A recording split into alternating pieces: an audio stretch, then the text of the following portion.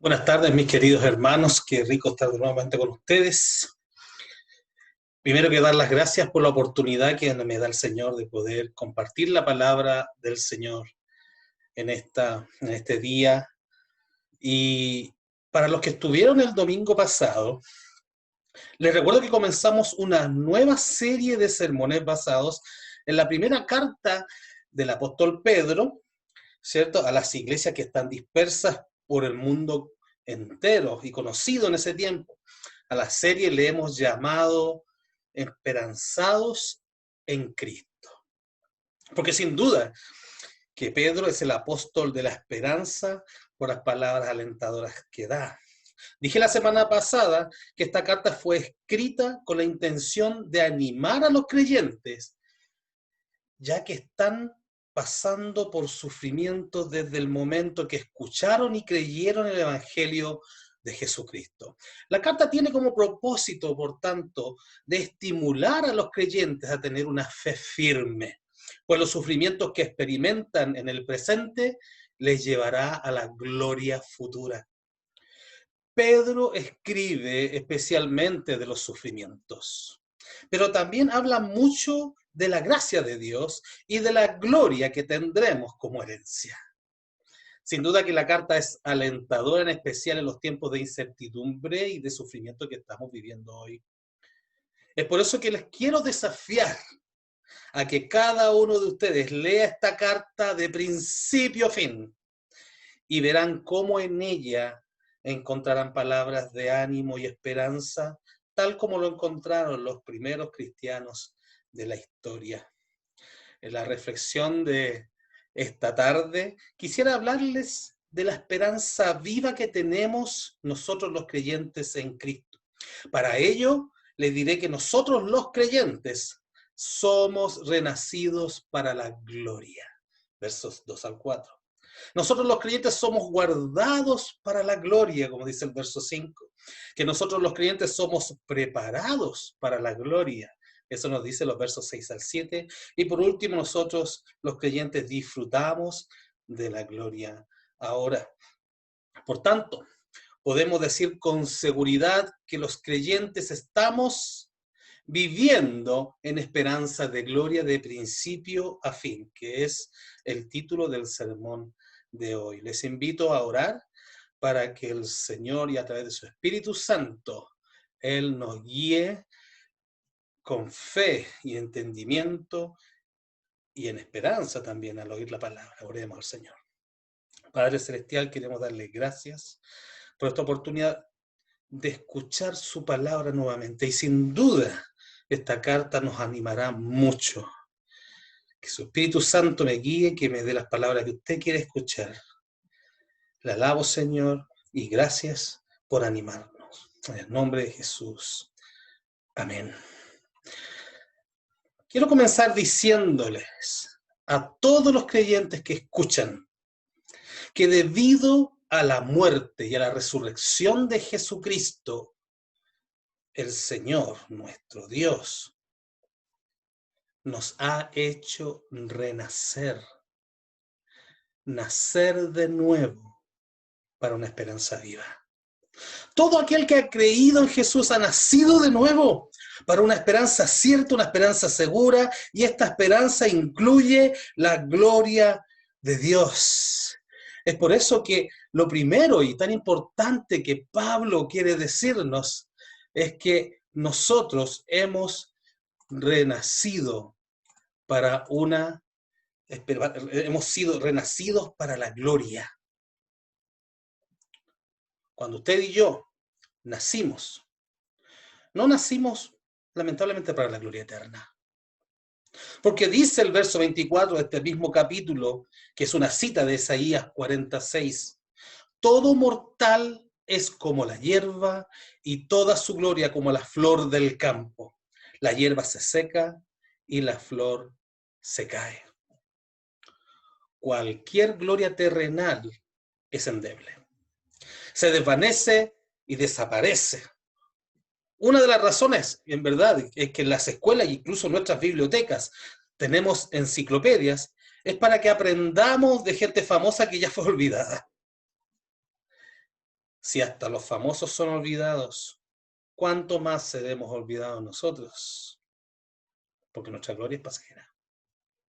Sin embargo, lo primero que quiere decirnos Pedro en el comienzo de su carta, y lo hace de una forma muy sabia y elocuente, es que nuestra única esperanza es una obra completa y provisoria de nuestro trino Dios, para que disfrutemos de su gloria eterna. Leamos nuevamente el verso 2. Dice: según la previsión de Dios el Padre, mediante la obra santificadora del Espíritu, para obedecer a Jesucristo y ser redimidos por su sangre, que abunde en ustedes la gracia y paz. Claramente podemos ver que Dios, en sus tres personas, nos bendice con gracia y paz. Y el Señor, en su gracia, nos concede el gran privilegio de nacer de nuevo. Y por eso lo que Pablo quiere es describirlo, Pedro nos describe nuestro nuevo nacimiento en los versos 2 y 3. Porque Cristo es el que nos da vida. Todo este milagro comienza con Dios y siempre ha sido obra de Dios de principio a fin.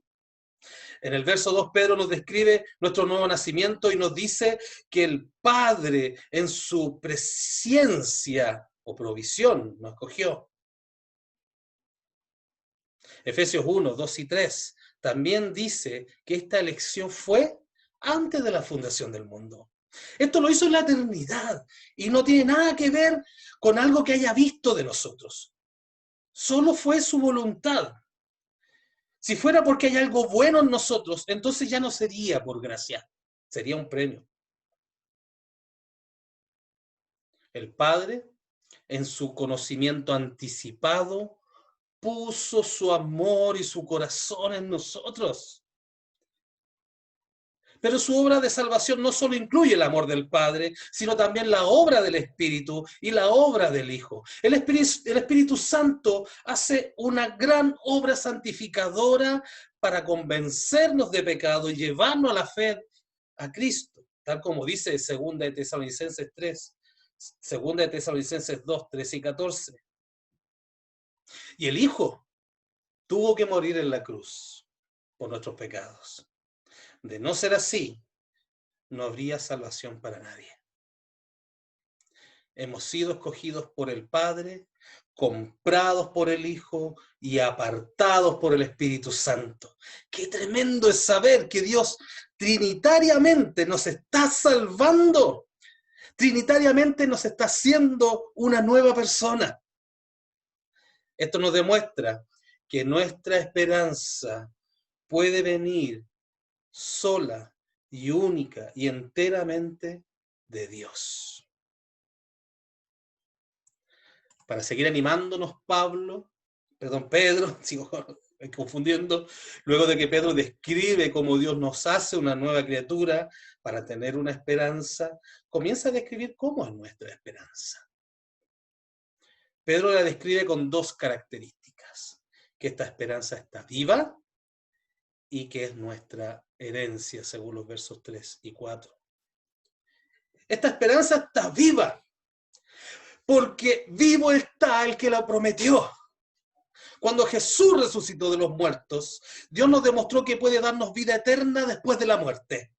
Esta esperanza tiene vida, puede crecer cada vez más en el creyente y ser cada vez más grande y hermosa con el paso del tiempo.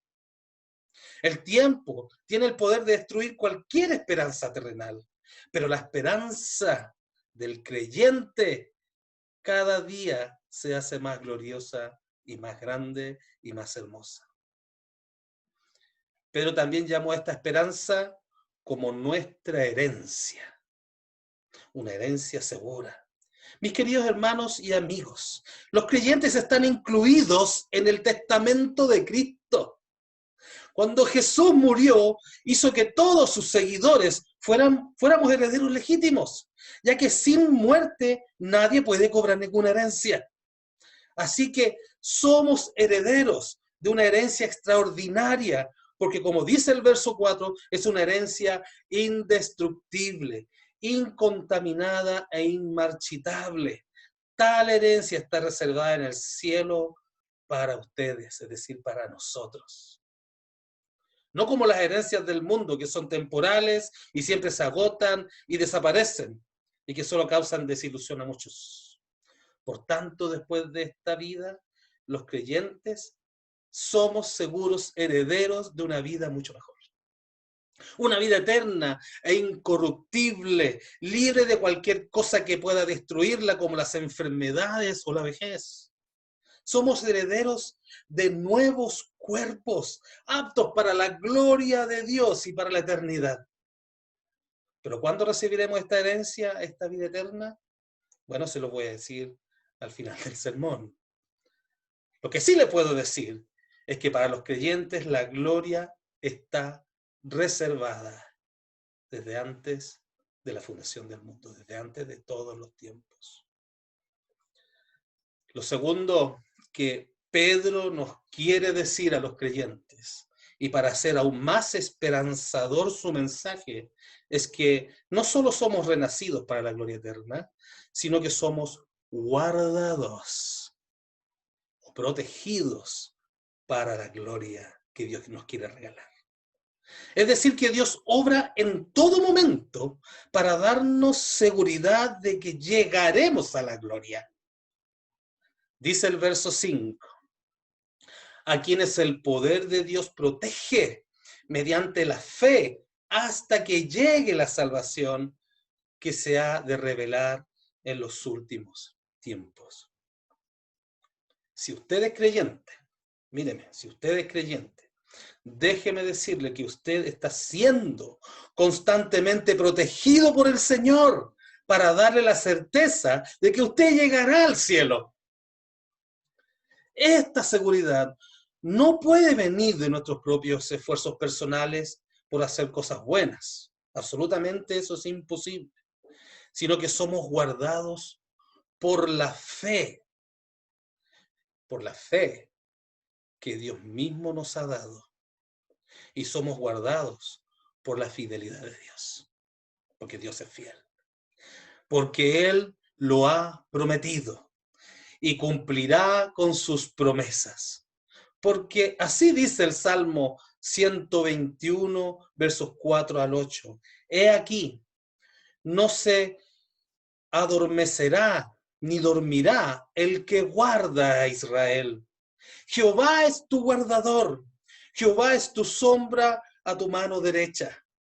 El sol no te fatigará de día, ni la luna de noche. Jehová te guardará de todo mal. Él guardará tu alma.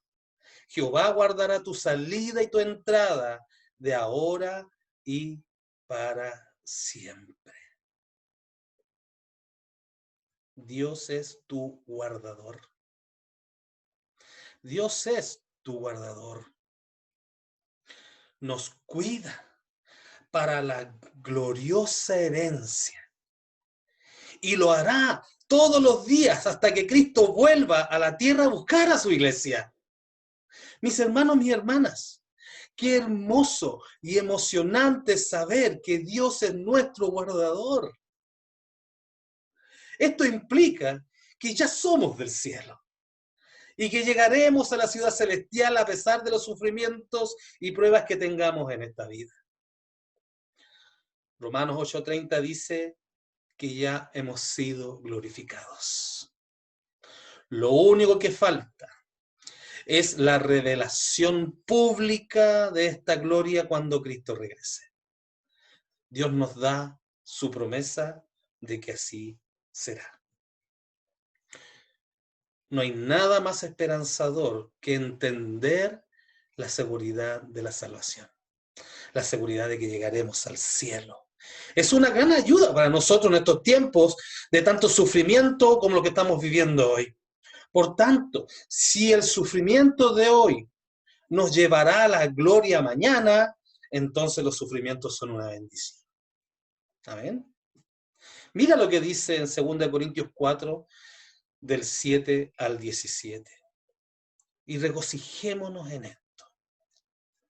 Pero tenemos este tesoro en vasijas de barro para que se vea qué tan sublime poder viene de Dios y no de nosotros.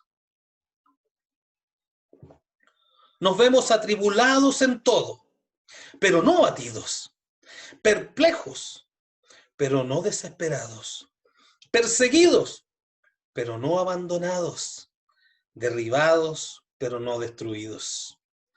Donde quiera que vamos, siempre llevamos en nuestro cuerpo la muerte de Jesús, para que también su vida se manifieste en nuestros cuerpos.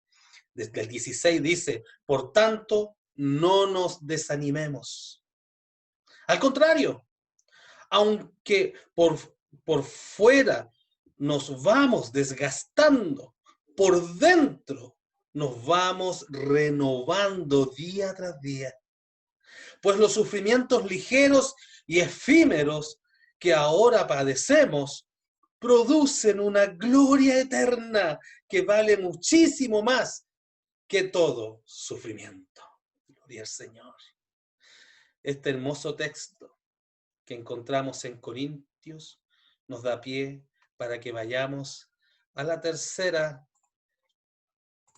verdad que el apóstol Pedro nos quiere animar. Los creyentes también somos preparados para la gloria, según los versos 6 y 7. No solo somos renacidos y guardados para la gloria, sino que todo lo que Dios planea y ejecuta aquí es preparación para los que ya tiene reservado para nosotros en el cielo. Dios está preparándonos para la vida eterna. Dios nos está preparando para los servicios eternos que tendremos en el cielo.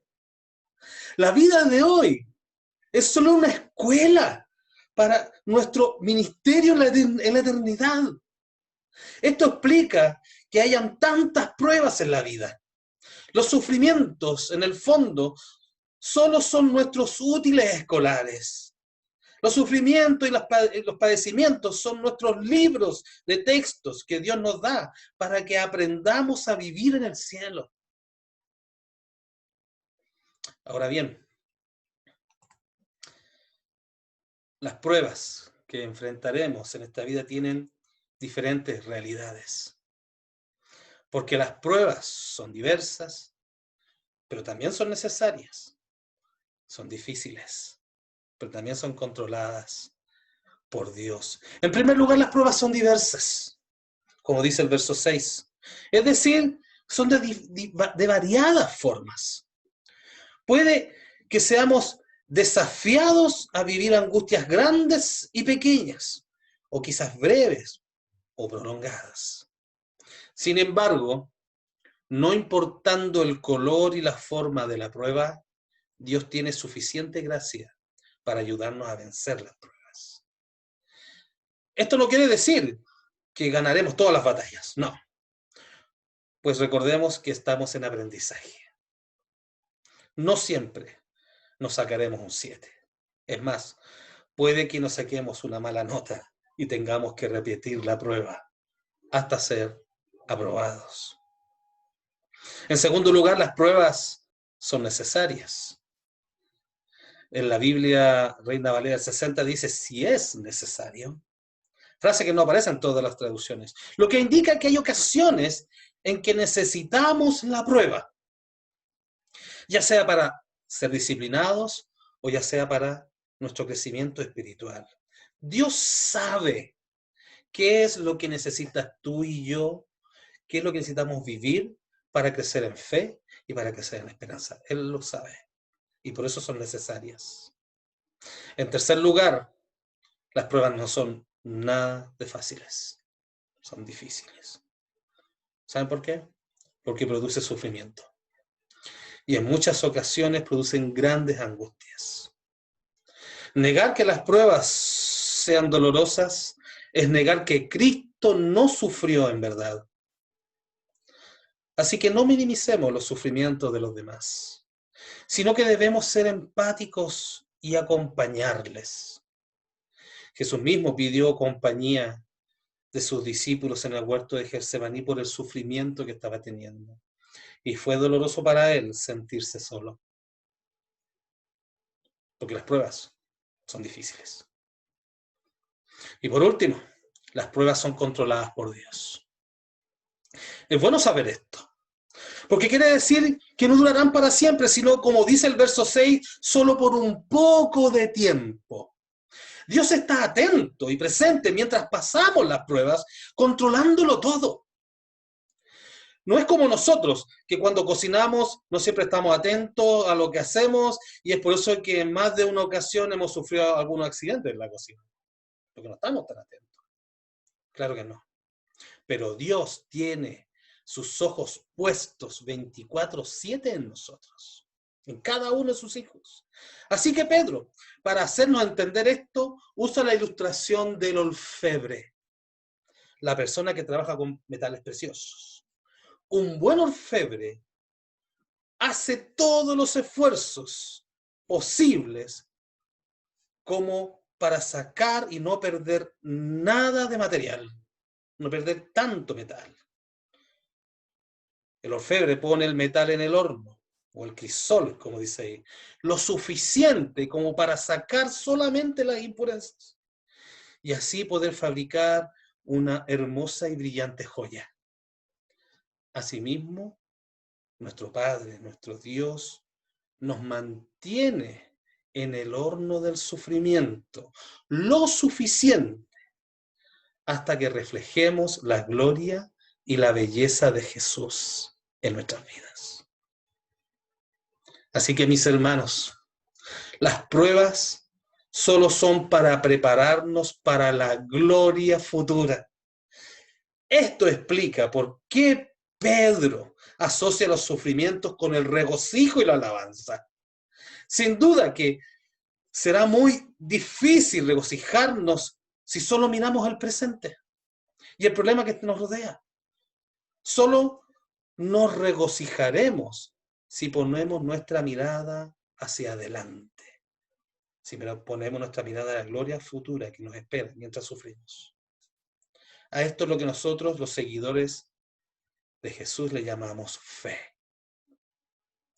la que Dios prueba constantemente para que cada día crezcamos. Realmente es alentador, mis hermanos, saber que hemos sido renacidos, guardados y preparados para la gloria. Pero lo último que Pedro nos quiere decir es aún más emocionante. Por último, Pedro nos alienta con los versos del 8 al 12 para decirnos que los creyentes en Cristo podemos disfrutar de la gloria ahora. ¿Cómo es posible esto? Para esto Pedro nos da 3 indicaciones con las cuales, o de qué hacer para disfrutar de la gloria de Cristo en tiempos difíciles, especialmente en el verso 8. Dice el verso 8, ustedes lo aman, se refiriéndose a Cristo, a pesar de no haberlo visto. Y aunque no lo ven ahora, creen en Él y se alegran con gozo indescriptible y glorioso. Las indicaciones de Pedro para disfrutar de la gloria ahora es: ama a Cristo, confía en Cristo y regocíjate en Cristo. En primer lugar, Pedro nos recuerda que amamos a Cristo. Los creyentes amamos a Cristo. Si hay una cosa que todo creyente debe hacer, es poner a Cristo en primer lugar. Es un ejercicio completamente espiritual, ya que ninguno de nosotros ha visto a Jesús. Amar a Cristo significa entablar una relación espiritual con Jesús. Y esto se logra a través de la lectura diaria de las Escrituras. Hay una frase que siempre se me viene a la mente cuando hablo de este tema. Mientras más conozco a una persona, más la amo o más la odio. Una frase que me ha venido a la mente cada vez que hablamos de conocer a alguien. Para amar a Jesús, debemos conocerle más. Y esto es a través de la lectura de la Biblia. Por tanto, cuando nos encontremos en pruebas, mis hermanos, cuando nos encontremos en pruebas, inmediatamente debemos mover nuestro corazón hacia Cristo en amor y en adoración. ¿Para qué? Para quitar el veneno de la angustia, porque la angustia venena nuestra alma. Miramos a Cristo para ser sanados. Dios quiere que en el fuego de la prueba miremos a Cristo para vencer. Pero si no miramos a Cristo, lo más probable es que nos miremos a nosotros mismos y el fuego nos quemará y nos va a apartar de Cristo. En segundo lugar, Pedro dice que debemos practicar la confianza en Cristo. Nos recuerda que los creyentes confiamos en Cristo. Debemos vivir por fe y no por vista, como dice 2 Corintios 5, 7. El verso 8 continúa diciendo, y aunque no le ven ahora, creen en él. Mis hermanos, el amor y la fe van juntas. Cuando llegas a amar a alguien, también puedes llegar a confiar en ese alguien. La fe y el amor nos ayudan a fortalecer nuestra esperanza, especialmente en tiempos difíciles. La pregunta es, ¿cómo llegamos a confiar en Cristo en momentos de prueba? Bueno, de la misma manera como llegamos a amar a Cristo, es decir, a través de la palabra de Dios. Dice Romanos 10:17, porque la fe viene por el oír y el oír por la palabra de Dios.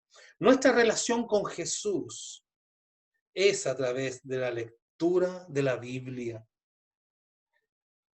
Porque la lectura de la Biblia no solo intensificará nuestra fe, sino que también hará crecer nuestro amor por Él. Esta práctica habitual de leer la Biblia nos va a ayudar a vencer las pruebas, se lo aseguro. Y en tercer lugar, Pedro termina el verso 8 diciendo, y se alegran con gozo indescriptible y glorioso. Nos recuerda también en regocijarnos en Cristo. Regocíjate en Cristo. Quizás sea lo más difícil de ejercitar de las tres. En verdad nos cuesta gozarnos por las circunstancias. Pero sí podemos gozarnos en medio de las circunstancias si ponemos nuestra mirada en Jesús y en la gloria futura.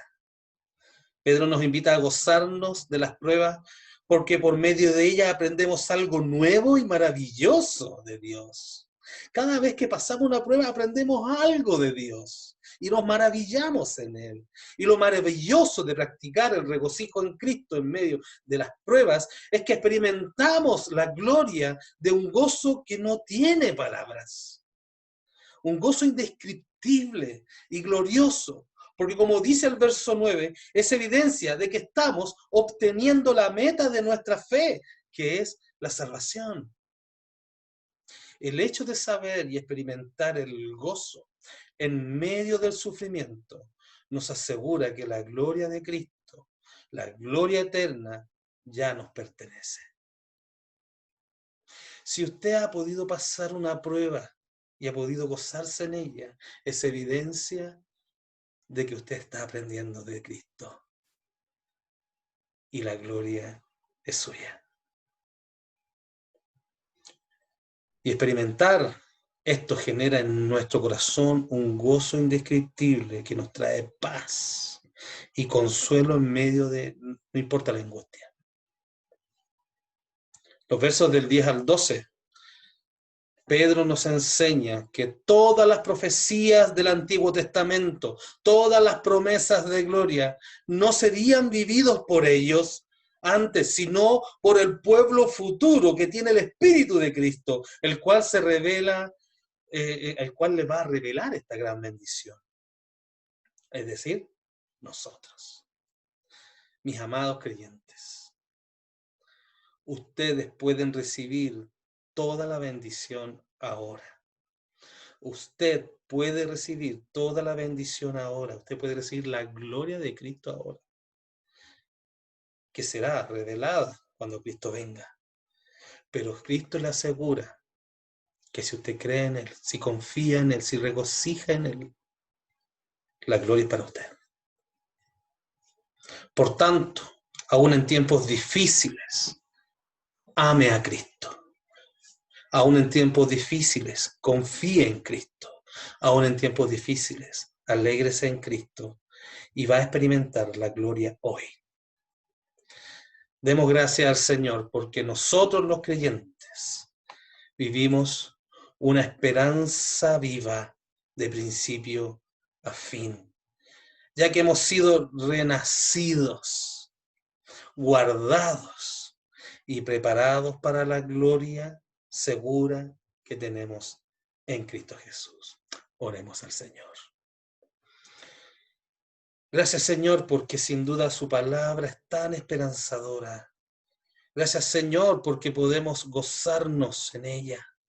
Gracias, Señor, porque esta palabra nos recuerda que usted nos ha hecho nuevas personas para la gloria. Nos recuerda que es un trabajo de toda la Trinidad, donde también nos guarda para la gloria y nos prepara con todas estas pruebas que estamos viendo para la gloria futura. Señor, estamos pasando por el crisol. Ha sido difícil para muchos, pero damos gracias porque esto no nos ha quitado el amor hacia usted, no nos ha quitado la confianza en usted. Y queremos darle gracias, Señor, porque hemos incluso poder regocijarnos a pesar de los sufrimientos. Gracias porque eso significa, Señor, que usted nos escogió antes de la fundación del mundo para estar en la gloria por la eternidad en su presencia. Ruego, Señor, fe para mis hermanos, para que en estos tiempos difíciles sean probados, salgan victoriosos y salgan gozosos. Gracias, Señor. Amén. Que el Señor les bendiga, mis hermanos, y esperamos que esta palabra haya sido esperanzadora para ustedes. Que el Señor les acompañe.